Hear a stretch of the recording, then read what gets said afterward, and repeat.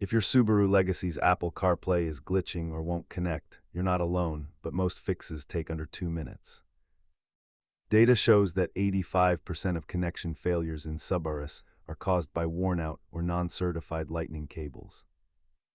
Before you visit the dealer, you need to perform a system soft reset to clear the head unit's cache. This soft reset is the gold standard for fixing frozen screens and handshake errors without losing your radio presets. Sometimes the phone is the culprit, so verify that your privacy settings aren't accidentally blocking the connection. Pocket lint in your phone's charging port can prevent the data pins from making a solid connection with the car. Newer Legacy models offer wireless CarPlay, which trades cable clutter for potential signal interference and audio lag. Swapping to a genuine Apple cable fixes 2/3 of all reported Subaru connectivity problems instantly. If the hardware is fine, your Starlink system might need a firmware update to maintain compatibility with new iOS versions.